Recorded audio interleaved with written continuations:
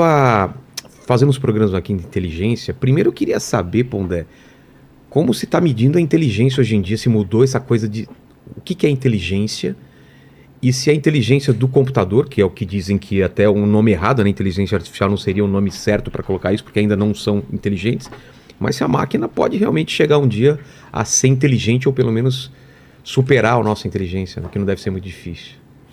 Você sabe que talvez seja possível, mas isso não é uma coisa que me assusta Eles muito, chamam não. de singularidade, né? Singularidade é quando uma inteligência artificial puder criar uma inteligência artificial. Exatamente. Então, a distância entre nós e essa inteligência artificial criada pela inteligência artificial seria mais ou menos entre nós e o Australopithecus. A gente olhando para uma formiga. Né? Uma coisa assim infinitamente distante. Agora, você sabe que eu não tenho essas visões completamente apocalípticas, não. Não, eu não sou muito apesar de... Mas está dividido, viu, entre os cientistas. Os chamados integrados e apocalípticos. Exatamente. Não é que eu tem acho gente que acha que é bobagem e tem gente que fala, não, tem que tomar um cuidado mesmo. Eu acho que ela pode criar problemas, inclusive no âmbito da desinformação, sabe? Ela pode criar problema... De vídeos, isso fotos, com certeza. Já tá rolando, né? Há alguns anos atrás, um pouco antes da pandemia, a revista The Economist, aquela revista inglesa, ela fez um número em que ela imaginava um pouco assim o futuro próximo. Sei. Fez um exercício de futurologia. Isso, e aí? isso. E um tópico específico, ela imaginava possíveis causas de guerra. E a causa principal seria ao redor de tecnologia da informação e de da inteligência. Então, inclusive... roubar ou de problemas que ela... e fazer guerra a partir de inteligência artificial. O quê? Ela administrar a guerra... Duas inteligências administrando a guerra? Várias inteligências brigando. E ela imaginava um cenário Estados Unidos e China, por exemplo. Cara, isso é muito... Tem um episódio do Star Trek que é exatamente isso. Que eles estão em guerra há milênios e eles pararam de atirar e jogar bomba e dos supercomputadores faziam o cálculo das guerras e davam as baixas. E claro que era uma coisa de ficção, mas tipo... Meu planeta perdeu 5.000 vidas hoje. Os caras entraram numa máquina de destruição e lá, para não ficar destruindo prédios e tal. Mas eram duas inteligências artificiais que faziam do que poderia ser, mas não tá longe disso. Então, porque a convergência entre armas e inteligência artificial e transmissão de informação, aquisição de informação, isso pode levar a algum tipo de transtorno como esse. Mas sabe, a impressão que eu tenho, a gente sempre tem uma tendência a se acostumar com as coisas. É claro que é um exagero o que eu vou dizer, mas eu tenho a impressão que quem estiver convivendo com inteligência artificial todo dia, no trabalho, no cotidiano, vai ser que nem a gente usando o Waze, assim. Sabe? Você se acostuma, você resolve, por exemplo... Não, a gente já usa, né, na verdade. Meus alunos, hoje em dia, já não perguntam isso, mas há alguns anos atrás, quando surgiu o Waze, perguntavam, Pondé, como é que se viajava antes do Waze? Como que se viajava antes de celular? Ninguém achava você? E eles nasceram com o Waze, então eles muitas vezes não sabem o nome da rua. Eu fui até a Terra do Fogo sem celulares, sem Waze, sem nada.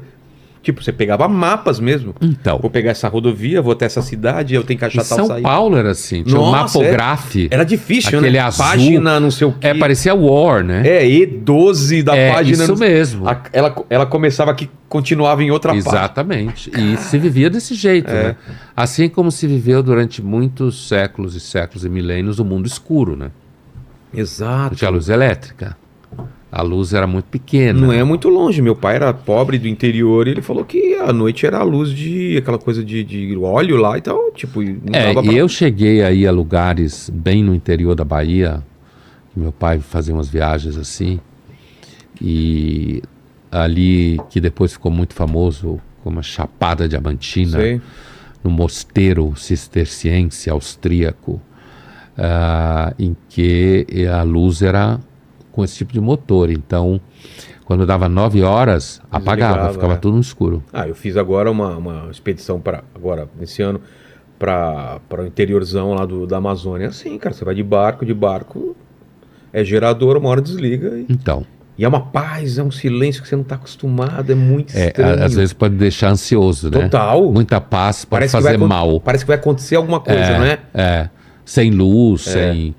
Então, às vezes eu tenho a impressão que, sei lá, daqui 100 anos, e se a gente não tivesse explodido até lá, porque eu acho que a espécie é meio louca, né? E depois que a gente aprendeu a usar muita tecnologia, acho que, e muita liberdade, muita opção. Não é que antes era legal e feliz, acho que nunca houve felicidade em grande escala. Mas antes, como a gente tinha poucos recursos, então a gente estava muito mais limitado. Sim. Né? Não tinha estrada, não tinha comunicação, não tinha leitura, não tinha acesso. Isso para a história inteira da humanidade foi pré-história. Sem escrita, sem informação, inclusive em silêncio. Total. Né? Então... Existiu ócio, existiu tempo de esperar as coisas. Você não pensava no futuro. Não tinha futuro como a modernidade inventou, que Como você assim? projeta o futuro. Entende? O futuro estava dado, porque evidentemente nós somos o futuro deles, inclusive. Mas eu falo o futuro como hoje se tem, né? Hoje, principalmente muitos jovens, vivem o tempo inteiro planejando, medidos por métricas e metas. Isso que eu estou chamando de futuro. Entendi. E você... Os nossos avós não tinham isso. Imagina, meninas menstruavam e eram mães. Em Atenas, era muito comum meninas que tinham lá entre 5, 12, 13 anos, meninas de família, né? Sim. Iam para o templo de Ártemis, deusa da natureza, e elas eram então educadas para a vida adulta de mulher, ou seja, vida sexual, ser mãe, ser esposa, e elas saíam dali para ser adulta, com 13 anos, menstruadas. Já viravam gente grande. Caramba, 13 anos. Menstruou era mulher. E tipo, vai cuidar de uma casa. Não tinha jovem, como a gente pensa hoje, um período que ninguém faz nada, mas ao mesmo tempo faz uma porrada de coisa, mas não é responsável. Algum historiador falou que até a ideia de criança, ela não existia, né? Não. De uma criança ser protegida e tal. Criança era um adulto já pequeno. E tipo, trabalha, faz não sei o quê. Inclusive... Não tinha uma proteção, né? Em Roma e na Grécia, que eu conheço mais, você podia, inclusive, em algumas situações, vender seus filhos como escravo. Cara... Se tivesse muito filho, não tinha o que fazer, vendia. Era um commodity. Uma commodity. E, por exemplo, na Grécia, se você era de uma família importante, tua filha engravidava sem casar, você vendia ela como escrava. Caramba. Porque ela nunca mais ia servir para casamento nenhum. Ninguém ia aceitar. Então, há coisas que a gente às vezes considera como evidente.